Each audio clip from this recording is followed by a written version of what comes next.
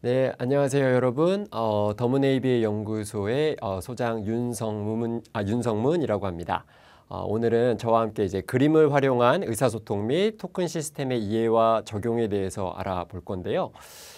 최근에 이제 제가 PBS 관련해서 이제 교육청들과 학교에 대해서 강의를 다니고 있습니다.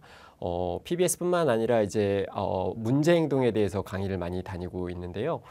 그러다 보면 이제 제가 항상 좀 강조하는 부분들이 나오는데, 그게 바로 이제 그림을 활용한 의사소통, 우리는 이제 팩스라고 많이 알고 있죠. 그 팩스와 그다음에 이제 토큰 시스템의 활용을 제가 주로 강조를 합니다. 그래서 오늘 그 그림을 활용한 의사소통과 토큰 시스템에 대해서 여러분들과 함께 알아보도록 하겠습니다. 자, 이제 제가 이제 사진부터 먼저 좀 보여드리는 거예요. 그래서 저는 팩스는 이제 그 제품이 나와 있죠. 그래서 저희가 한번 만들어 본 거예요. 그래서 똑같이 위에 이제 스트랩이 있고요. 요게 이제 뛸 수 있는 구조로 되어 있고, 이따가 한번 보여드릴게요. 그 다음에 이걸 뒤집으면은 뒤에 이제 토큰 보드가 붙어 있는 형태입니다. 그래서 이걸 열게 되면은 첫 번째로 여기 보이는 게 먼저 나중에 이게 프리맥 원칙이죠. 그래서 먼저 나중에 그 다음에 이 밑에 이제 이 안에 그림들이 좀 구성이 되어 있습니다.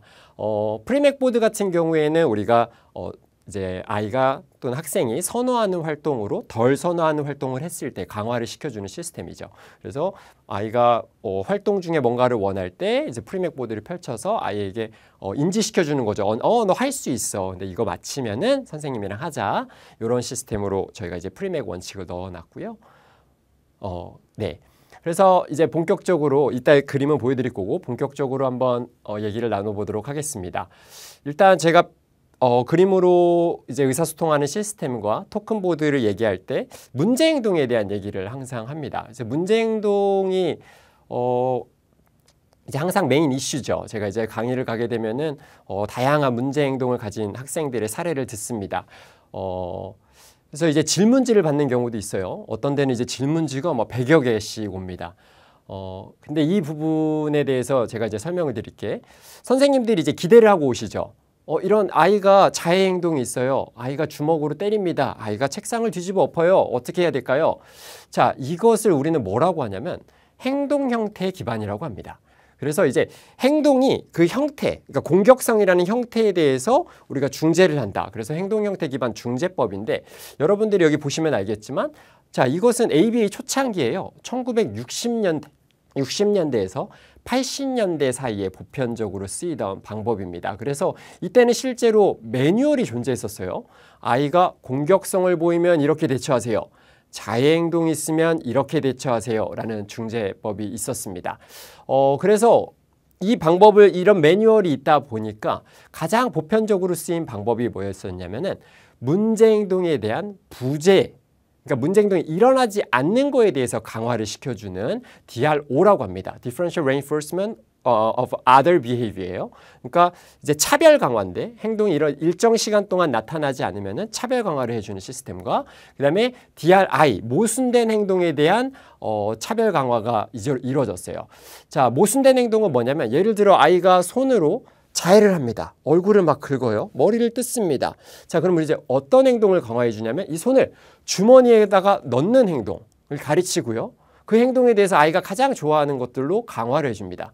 그럼 아이가 손을 주머니에 넣게 되면은 네, 얼굴을 이렇게 뜯을 수가 없죠. 머리를 뜯을 수가 없고. 그래서 이 행동에 대해서 보통, 그래서 DRI 같은 경우에는 우리가 자해 행동이 심한 친구들한테 이제 많이 쓰게 되죠. 그 다음에 이제 저는 이제 주머니에 손 넣는 걸 가르친 다음에 그 이후에는 이제 긴팔을 입었을 때는 요 안에다가, 옷 안에다가 이제 손을 집어넣는 행동을 가르쳐요. 요렇게 됐을 때 이제 장점은 뭐냐면, 그나마 이제 옷 속에다가 손을 집어넣고 펜을 잡는다든지 활동에 좀 참여할 수 있는 방법을 실제로 우리가 생각해 볼 수가 있죠. 그래서 과거에는 어쨌든 1960년대, 80년대에는 이런 매뉴얼이 있다 보니까 행동이 일어나지 않음, 그 다음에 모순된 행동에 대한 강화를 아주 보편적으로 사용을 했습니다. 그리고 문제 행동이 발생하거나 문제 행동이 발생하기 전 전조 행동, 여러분들 이제 전조 행동에 대해서 아시죠? 선생님들은 많이 아실 거예요. 얘 곧 터질 것 같아. 얘 조만간 뭐 물건 던지겠는데? 자, 이것을 이제 파악할 수 있는 아이들이 항상 보여주는 전조 행동 있죠. 그때 그 전조 행동에 대해서 아주 강력한 처벌물을 이제 사용을 했던 거죠. 그 결과 자, 강화물로는요. 아주 인위적이고 대부분 건강하지 못한 강화물의 사용이 빈번해졌습니다. 그래서 뭐 사탕뿐만이 아니라 담배도 썼었고요. 항정신성 약도 썼었고 미국에서는 이제 실제로 대마초도 이제 사용을 했었습니다.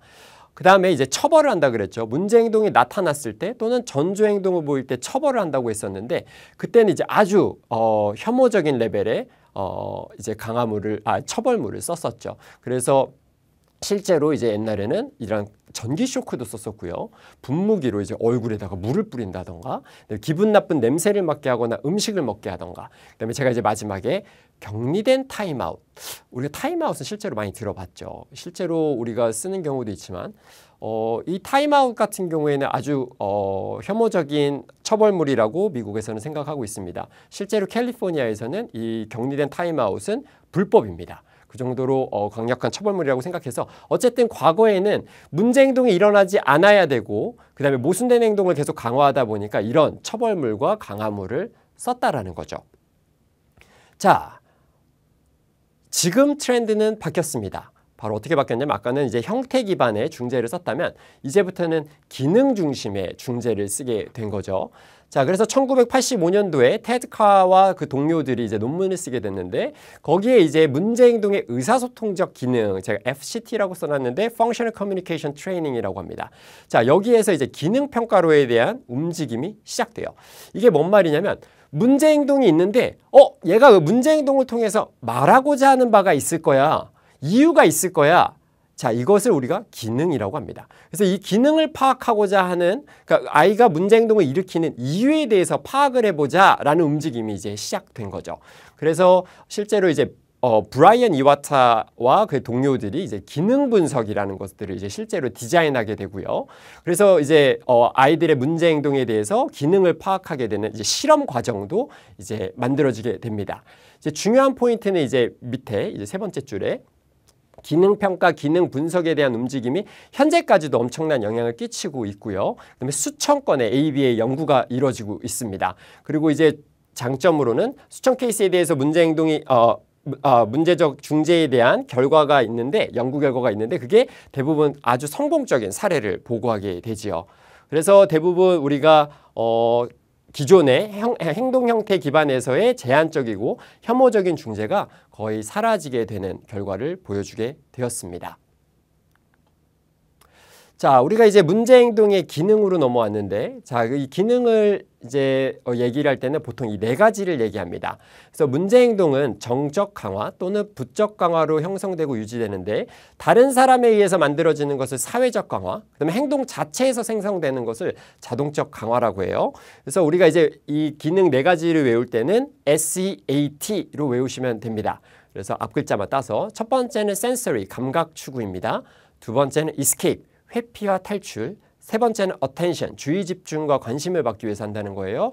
네 번째 tangible, 이거는 원하는 물건이나 활동이 있을 때 이제 그걸 이제 표현하기 위해서 아이들이 행동이 나타난다는 거예요. 첫 번째부터 보면은 감각 추구를 위해서 문제 행동이 나타난다. 자, 저는 이제 보통 머리 때리는 걸로 예를 많이 드리는데, 자, 머리를 이제 때리게 되면은 자, 감각 추구에서 머리를 때리는 행동은 뭐냐면 여기에 느껴지는 통점이 좋은 거예요. 머리가 통통통통 느껴지는 통점이 좋은 거예요. 자, 행동 자체가 일어난 것 자체가 아이에게 강화를 주죠. 그래서 이거를 우리가 자동적 강화라고 해요. 그래서 때리는 것 자체에서 아이가 강화를 받는다. 자, 두 번째 escape, 회피와 탈출에서는요. 자, 우리가 한번 생각해 보면 탈출에는 원인이 있어야 됩니다. 무언가 아이 입장에서 싫어하는 게 주어져야지만 탈출이 일어나겠죠. 이거는 상대적인 거예요. 그래서 아이 입장에서 혐오적인 것들이 이제 주어졌을 때 아이가 그 상황에서 탈출하기 위해서 자, 머리를 때립니다. 그래서 똑같이 아까 전에는 감각 추구, 머리에 통점이 느껴지기 위해서 머리를 때렸는데 두 번째에서는 이제 이 상황에서 내가 탈출하고 싶어 하고 머리를 때리기 시작합니다. 자, 세 번째 주의 집중 관심은 자, 머리를 때립니다. 근데 선생님이 머리 때리지 마세요 라고 했어요. 그래서 아이가 네 손을 내렸어요. 선생님이 나한테 관심을 주지 않습니다. 그래서 선생님 근처에 가서 다시 머리를 통통통통 때리기 시작해요. 자, 선생님의 부정적 관심도 관심이에요.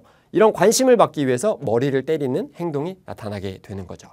마지막 tangible은 이제 원하는 물건이나 활동을 이제 원할 때 나타나는 행동인데 예를 들어서 제가 쿠키를 좋아합니다.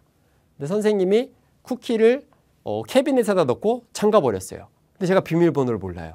제가 이제 앞에 가서 이제 학생이죠. 이제 앞에 가서 과자를 먹고 싶은데 꺼낼 방법이 없습니다. 쾅쾅쾅 열다가 안 돼서 머리를 때리기 시작합니다. 그 앞에서.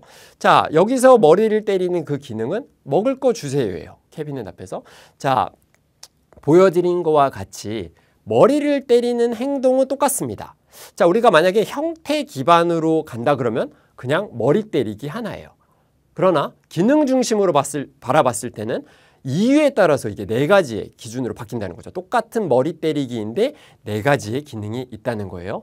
그래서 문제 행동을 다룰 때는 이 기능을 파악하는 게 굉장히 중요한데 기능에 따라서 중재법이 다르기 때문입니다.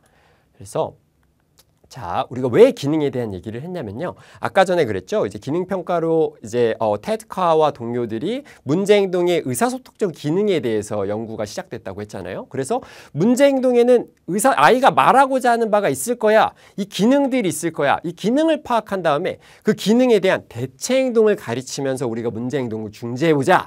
그 움직임이 바로 기능적 의사소통 훈련입니다. 그래서 Functional Communication Training, FCT라고 부르는데 FCT는요. 후속 결과 기반 중재법입니다. 이게 뭐냐면 선생님들은 이런 얘기 많이 들어보셨을 거예요. 우리가 ABA에서 행동을 바라볼 땐 3유관을 씁니다. 3유관에 대한 얘기를 많이 하는데 3유관이 뭐냐면 A, B, C입니다.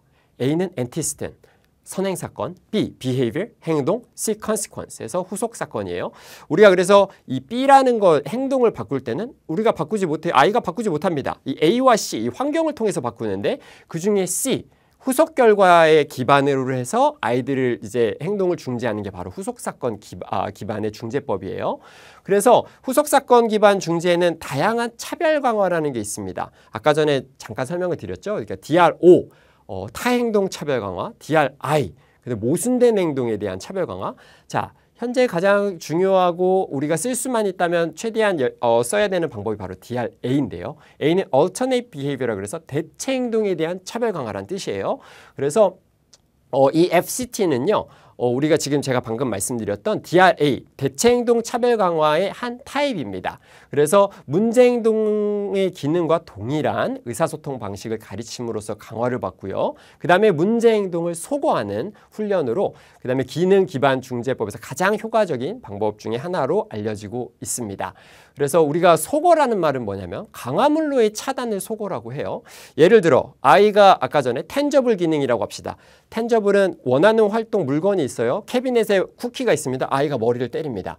자, 머리를 때렸을 때 강화물로의 차단이니까 먹을 게 주어지지 않아요? 근데 가서 말하는 방법을 가르쳐줘요. 쿠키 주세요. 자, 쿠키 주세요라는 말을 가르쳐서 아이가 쿠키 주세요라고 말을 했어요. 그때 쿠키가 바로 주어집니다. 자, 우리는 여기에 대해서 차별 강화를 해준 거예요. 대체 행동은 뭐였죠? 쿠키 주세요. 머리 때리지 않고 쿠키 주세요라는 말을 하면 너가 쿠키를 받을 수 있어. 기능은 똑같죠. 머리도 쿠키 주세요인데 우리가 말로써 대체 행동, 오히려 사회적으로 올바른 쿠키 주세요라는 말을 했을 때 쿠키를 줌으로써 차별 강화를 해주는 거예요. 자, 말하지 못하는 친구들은 우리가 이렇게 그림으로 의사소통을 하는데 자, 요런 띠를 써서 아이에게 여기서 아이가 쿠키 주세요를 선생님한테 주는 거죠. 그러면은 아이가 이제 쿠키 주세요를 말을 하지 못해도 대체 의사소통을 통해서 대체 행동을 통해서 강화를 받죠. 그래서 선생님이 쿠키를 주는. 그래서 우리가 기능적 의사소통 훈련은 DRA의 하나의 일종이다. 자, 기능적 의사소통 훈련 중에 하나로 우리가 바로 팩스 훈련을 예로 들 수 있습니다. 그래서 실제로 팩스의 사용은 문제 행동을 줄이고 의사소통의 기회를 늘려주는 아주 유용한 수단인데요. 우리가 이제 팩스에 대해서 한번 얘기를 해본다면 아마 교육 현장에서 특히나 또 치료실 현장에서 팩스라는 이름을 들어본 사람들은 굉장히 많을 겁니다. 아, 그거 그림으로 의사소통하는 것. 자, 근데 팩스가 사실 ABA 기반이라는 것들은 모르시는 분들이 많아요. 그래서 이런 DRA의 기반으로 기능적 의사소통의 훈련의 한 방법으로 팩스가 쓰이고 있다는 걸 모르시는 분들이 많은데 오늘 거기에 대해서 한번 얘기를 좀 해보도록 하겠습니다. 자, 팩스를 얘기하기에 앞서서 우리가 꼭 얘기를 해야 되는 게 바로 의사소통입니다. 자, 그림으로 우리가 표현한다는 것과 의사소통하는 것은 다른 거예요. 의사소통을 하려면요. 의사소통의 조건이 있습니다. 의사소통은 두 사람 이상에서 나타나야 합니다. 그래서 말만 표현한다고 해서 이게 다가 아니에요. 이제 제가 뭐 그런 예를 들 때가 있습니다. 이제 말을 할 줄 아는 아이인데 자바러가 별로 없어요. 이런 친구들이 있어요. 이런 이제 교사들한테도 부모님들한테도 이런 얘기를 많이 듣습니다. 말은 할 수 있는데 자바러가 없다. 우리가 만약에 CCTV로 이 아이의 인생을 우리가 다 볼 수 있다라고 하면요. 분명히 아이는요. 원하는 바를 말하는 순간들이 분명히 있었을 거라고 생각해요. 예를 들어 사탕 주세요. 근데 사탕 주세요를 주위에 아무도 없는데 사탕이 먹고 싶어서 아이가 사탕 주세요 라고 말을 했을 가능성이 있다라는 거예요. 근데 그 주위에 듣는 사람이 없었기 때문에 그 아이는 사탕을 받지 못한 거예요. 자, 행동을 했는데 강화물이 차단되었죠. 사탕을 받지 못했어요. 그럼 어떻게 된다고요? 속어되죠. 그러니까 아이는 자바러를 했는데 강화를 받지 못함으로써 자바러에 대한 말 행동이 속어가 되는 경우들이 분명히 있었을 거예요. 그래서 우리가 의사소통, 말하는 거를 가르치는 것 못지않게 의사소통의 방식을 가르치는 것은 매우 중요합니다. 그래서 의사소통은 항상 두 사람 사이에서 일어나야 되는 거고요. 여기에는 화자와 청자가 이제 존재하죠. 그래서 화자, 말하는 사람이 청자, 듣는 사람에게 직접적으로 행동을 해야 됩니다. 직접적으로 행동하는 게 말뿐만 아니라 수화가 될 수도 있고요. 그림이 될 수도 있고요. 제스처가 될 수도 있어요. 우리가 손가락 표시를 한다든지. 그래서 그 화자가 표현을 하고 청자가 그 표현 방식을 보거나 듣고 거기에 따라서 우리가 이제 그 말하는 사람에게 반응을 해준다. 그게 이제 바로 곧 강화죠. 그래서 이 강화를 조정할 수 있는 사람이 바로 청자입니다. 그래서 청자가 그 말을 무시하게 되면은 아이의 말하는 행동, 의사 표현하는 행동은 강화물이 차단되겠죠. 그러면 소거가 되는 거예요. 그래서 화자와 청자, 여기서 청자의 역할도 매우 중요하다는 거예요. 그게 보통 청자 같은 경우에는 우리가 의사소통을 가르칠 때는 선생님이나 부모님이 되는 거죠. 그래서 청자는 어쨌든 그래서 강화물에 대한 접근을 조정하는 역할을 하고 있습니다. 자, 우리가 그럼 그림 교환 의사소통 체계에 대해서 본격적으로 한번 얘기를 해보겠습니다. PECS는요, PECS의 약자가 Picture Exchange Communication System이에요. 그래서 이 커뮤니케이션이 이제 무조건 들어가죠. 자, PECS는요, 처음에 우리가 PECS를 배울 때부터 그 시작부터요, 다른 사람과의 사회적 교류를 필요로 합니다.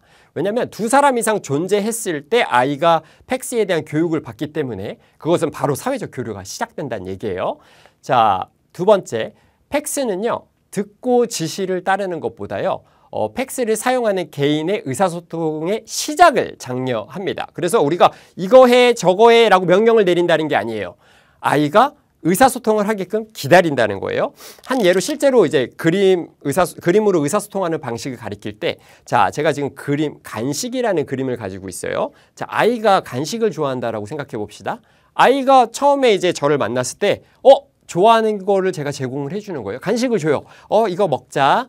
자, 줬어요. 아이가 먹어요. 두 번째 아이가, 제가 간식을 들고 있습니다. 간식을 들고 있는 상태에서, 간식 먹고 싶어? 알았어. 그러면 이제 아이의 손을 잡고 간식 그림을 같이 집어서 저에게 주게 하죠. 간식 먹자. 자, 저는 지시를 내리지 않았습니다. 아이가 잡게끔 유도해주고 도와주고 저한테 커뮤니케이션, 의사소통을 할 수 있게 도와주는 거죠. 그래서 어쨌든 우리가 계속 이렇게 몇 번 반복을 하다 보면은 그림을 놓고 제가 기다리고 있으면 아이가 학습이 된 경우에는 간식이랑 그림을 잡고 선생님에게 주게 되죠. 그래서 아이가 의사소통의 시작을 우리가 이제 기다린다는 거예요. 자, 그 다음에 이 PECS 훈련을 할 때는 무언가에 대해서 이름을 말하거나 코멘팅을 하는 게 아니라요, 요청하는 걸로 이제 시작해요. 제가 이건 이제 두 번째 차시에서 좀 말씀을 드릴 건데, 이렇게 이름을 말하는 걸 우리는 텍트라고 하고요, 코멘팅하고 뭔가에 대답하는 걸 인트라버벌이란 말을 써요. 그 다음에 원하는 것을 요구하는 걸 맨드라고 합니다. 이건 이제 스키너의 언어 행동에 따른 것인데, PECS에서는 그 시작이 이런 것들을 보고 말하는 게 아니고 내가 원하는 것을 요구하는 것부터 시작을 합니다. 자, 그래서 지금 말씀드린 것처럼 이런 텍트, 인트라버벌, 맨드, 이게 바로 스키너의 언어 행동인데, 이 PECS라는 시스템 자체가 스키너의 언어 행동 ABA에 기반을 두고 만들어졌다는 겁니다. 자, 그래서 현재 팩스 같은 경우에는 13개국에서 최소 170여 개의 연구 논문이 발표되었고요. 그다음에 최소 70개 이상의 데이터 기반 케이스 스터디가 이루어졌고 12개의 기술적 연구, 6개의 문헌 연구가 진행되었습니다. 아마 현재는 더 많은 숫자의 연구가 진행되고 있고 그래서 이게 증거 기반의 훈련이라는 것을 여러분들에 대해 말씀을 좀 드리고 싶어요. 자, 연구에 따른 이제 팩스의 장점이 있습니다. 제가 가장 많이 듣는 이제 팩스를 강조할 때 그림으로 의사소통하는 것을 이제 강조할 때 선생님들이나 부모님들이 질문을 던지는 게 있어요. 아이가 그림으로 의사소통하는 것에 의존하다 보니까 말을 하지 않지 않을까요? 라는 거예요. 자, 실제로 그렇지 않습니다. 우리가 그림으로 의사소통하는 시스템을 쓰면 쓸수록 오히려 언어 습득에 굉장히 용이하게 해주고요. 아이가 발화를 하는데 오히려 도움을 주는 장점을 가지고 있습니다. 저는 이제 더문에이비 연구소에서 조기 교실을 운영하고 있어요. 그래서 가장 어린 아이들은 이제 20몇 개월 아이들부터 이제 큰 아이들까지 있는데 실제로 저희 연구소에서 모든 아이들이 말을 잘하는 친구들도 포함해서 모든 아이들이 다 이 그림 의사소통 시스템을 사용하고 있습니다. 그래서 실질적으로 무발화였던 친구들도 이 그림 의사소통 시스템을 통해서 이제 발화를 하고 그래서 실제로 그것도 유지하고 더 올라가는 역할들을 실제로 담당하고 있어요. 그래서 이게 그림으로 의사소통하는 걸 통해서 그거에 의존하다 보면 말을 못할 것이다. 이것은 바로 큰 오해입니다. 그래서 그림으로 의사소통하는 시스템을 오히려 씀으로써 아이에게 의사소통 기술과 말의 기술, 발화의 기술을 높여주는 장점이 있어요. 자, 그리고 팩스의 장점 중에 하나는 보고되는 것 중에 하나는 노는 활동 중에도 사회적인 접근을 증가시켜준다는 거예요. 실제로 한 예를 들어드리자면 이거는 실제 저희 연구소에 다니는 한 아이의 경험담이었습니다. 아이가 이 그림 의사소통 시스템을 저희 연구소에서도 쓰고 이제 유치원을 다니는데 제가 유치원용으로도 하나 만들어서 줬어요. 근데 유치원에서 이제 선생님하고 그거를 쓰는데 유치원에 있는 일반 또래 아이들이 관심을 보이는 거예요. 그래서 아이한테 와서 자, 그 친구는 그때 당시 이제 무발화였어요. 지금은 이제 발화를 하지만 그때 당시 무발화였고 아이들이 와서 이제 관심을 보이기 시작하는 거예요. 이거 뭐야? 그래서 아이한테 땡땡아 너 뭐 하고 싶어? 선생님이 하는 걸 봤기 때문에 뭐 하고 싶어 했더니 아이가 막 이제 그림 의사소통 체계를 뜯더니 여기서 내가 원하는 거를 뜯어서 친구한테 주는 거예요. 나 뭐 하고 싶다. 자, 아이들 입장에서 그림이기 때문에 이해하기가 쉽죠. 그래서 아이가 그걸 보고 아이하고 상호작용이 가능했던 거죠. 그래서 이게 노는 활동 중에도 다른 사람들과의 사회적인 접근을 가능하게 해주는 큰 장점이 있습니다. 자, 그리고 실제로 문제행동을 타겟을 하지 않았지만 문제행동이 실제로 줄어드는 이런 결과들을 보여줬죠. 실제로 문제행동이 일어나는 가장 많은 이유 중에 하나가 바로 의사소통이 실패해서 오는 아이들의 좌절감, 그런 것 때문에 이제 텐트럼이라든지 다양한 문제행동들이 나타나죠. 그래서 이제 그림으로 의사소통하는 시스템을 배우기만 해도 아이들이 이제 의사소통이 가능해짐으로써 거기에 이제 원래는 문제행동이 나왔어야 되는 건데 그런 문제행동들의 이제 발생률이 당연히 좀 줄게 되죠. 다음에 마지막에 이제 바로 커뮤니티, 이제 지역사회와 친구, 다른 사람들도 쉽게 이해할 수 있는 아주 큰 장점이 있습니다. FCT 중에 FCT, 우리가 기능적 의사소통 훈련한다 그랬죠. 거기에 수화도 포함되어 있어요. 수화 같은 경우에는 지역사회 친구들이 못 알아듣는 경우들도 많습니다. 아이가 우리나라에서는 물이 이렇게 이제 수화를 하죠. 미국에서는 워터 이렇게 하는데 물을 달라는 신호를 했을 때 옆에 사람들이 못 알아들으면 어떻게 되죠? 속어되죠. 가르쳤는데 반응을 해주지 않으면 이 방법은 가르쳤던 의사소통 방법은 속어가 됩니다. 그래서 저는 사실 실제로 수화를 사용하는 것보다 그림으로 의사소통하는 시스템이 훨씬 더 이해하기가 쉽다. 그래서 아까 말씀드린 것처럼 예를 들어드린 것처럼 아이가 유치원에서 다른 또래 친구들과 의사소통이 가능했죠. 아이들도 다 그림을 알아볼 수 있기 때문에. 그리고 실제적으로 이제 제가 미국에 있을 때 우리 아이들을 데리고 이제 그때 당시는 이제 인앤아웃 햄버거 가게였어요. 미국에는 이제 캘리포니아 인앤아웃 맥도날드 같은 햄버거 가게가 있는데 거기에 있는 메뉴가 되게 단순합니다. 그래서 그 메뉴를 가지고 이제 아이들이 뭘 먹고 싶은지에 대한 연습을 시켰어요. 그래서 우리가 이제 그림 의사소통 체계로 의사소통하는 방법을 가르쳤어요. 그리고 실제로 아이들이 이 그림 의사소통 이 책을 들고 그 인앤아웃에 가서 주문하는 연습을 했죠. 자, 아이들이 무발화인데 거기 점원이 당황스럽죠. 갑자기 애들이 말도 안 하는데 와갖고 줘요. 근데 봤더니 이해가 가죠. 실제로 보면 여기서 치즈버거하고 프렌치 프라이하고 콜라 주세요. 이게 써져 있는 거예요. 그러면 의사소통이 이제 가능해진 거죠. 그 다음에 아이가 카드를 주고. 그래서 이제 지역 사회에서도 사용할 수 있는 큰 장점이 있다라는 거예요. 그래서 팩스에는 여태까지 정말 많은 연구들이 이루어졌고 수많은 장점이 있다라고 지금 알려지고 있습니다. 그래서 지금까지 이제 팩스의 장점에 대해서 한번 알아봤고요. 다음 차시에서는 우리가 이제 스키너의 언어 행동에 대해서 잠깐 알아보고 이 팩스가 어떻게 훈련이 되어지는지에 대해서 한번 저희가 알아보도록 하겠습니다.